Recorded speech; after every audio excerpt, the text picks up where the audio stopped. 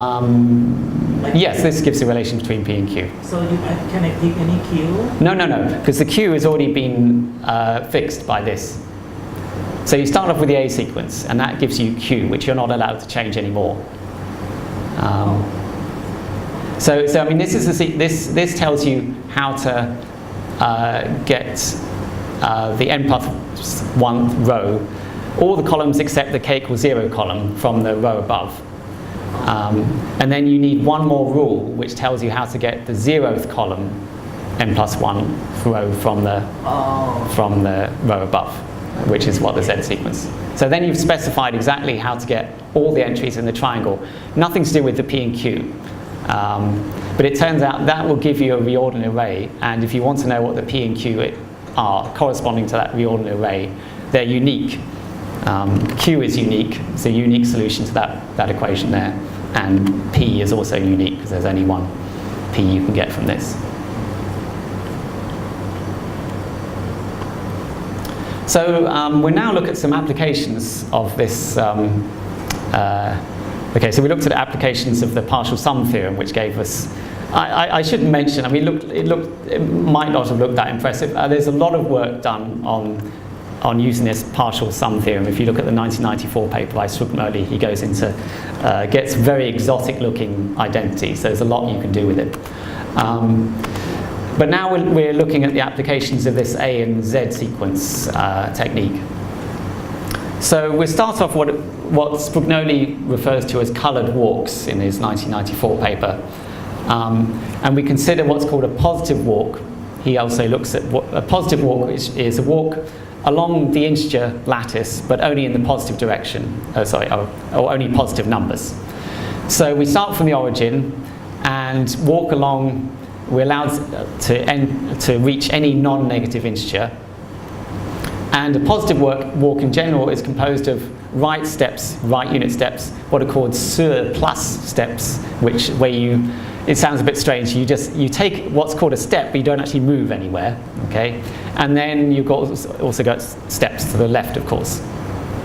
And to be completely general, we say that can be different types of right unit steps. You can imagine doing different types of funny walk steps or something. But these are sometimes called coloured steps. So you could have a red right step or a green right step and so on. And in general, we need at least one step to the right, otherwise it's a bit boring. So we assume that there's at least one type of right step. S is the number of types of surplus steps that stay in the same place steps, and L is the number of types of left steps. Okay, so let's define WNK, which will turn out to be a Riordan matrix in the future. But let's define WNK as a number of possible walks which contain n steps and that end up at a distance k from the origin. Okay, so we can end up with what's something like an A sequence just by thinking about it. So if we imagine after n+1 steps, how do we get and we end up at the integer k+1. How could we have got there?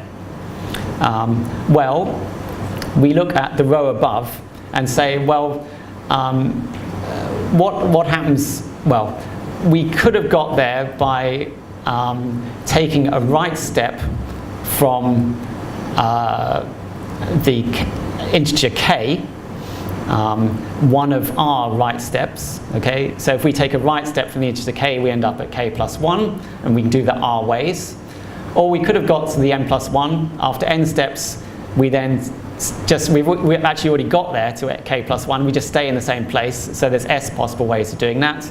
Or after n steps, we could have got to the integer k+2, and then we take a left to get to k+1, and there's L different ways of doing that. So this is our A sequence. There's further specification, which is in the theorem.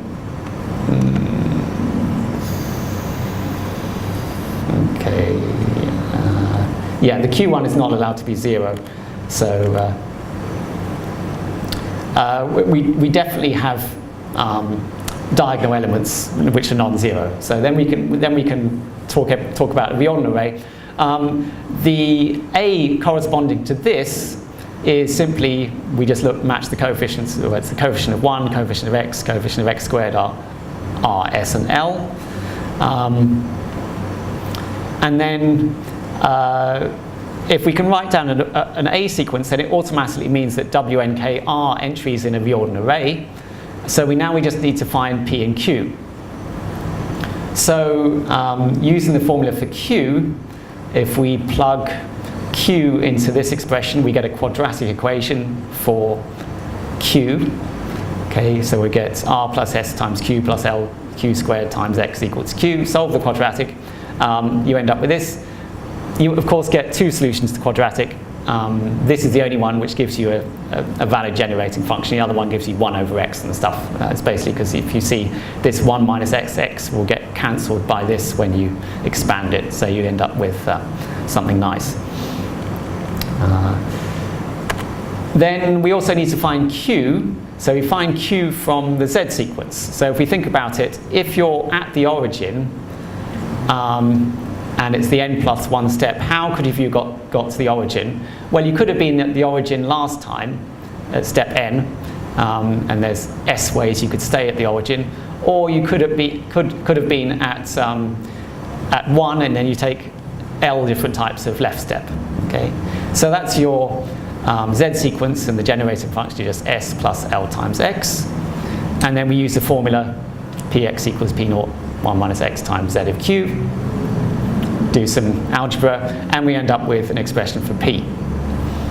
So, what use is that? Well, you can then use this to calculate things that you might want to know about the walk. So, what sort of things are people interested in with these walks? Well, the number of walks with n steps that returns the origin is quite a common thing to be interested in. So that just corresponds to k equals 0. So we just want to know what's the answer to the number of ways you can walk with n steps which end up back at 0.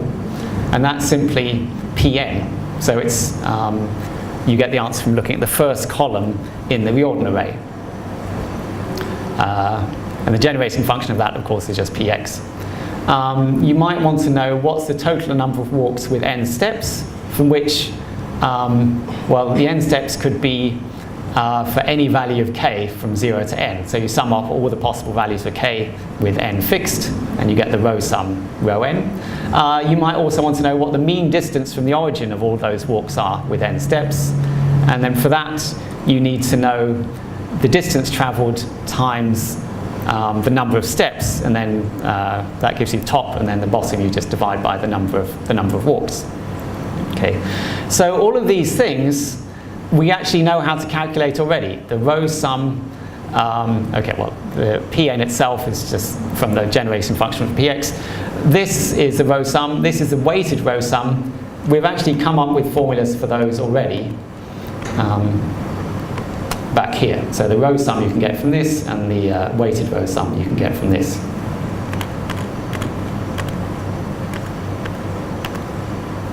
So, so in the final bit, I'll just talk about, not quite the final bit, how are we doing? These coloured walks we've been talking about, which are on the one-dimensional lattice, there's a bijection between some of these and sort of more familiar, perhaps, walks on the two-dimensional lattice. So a famous example of this is what are called the Motzkin paths.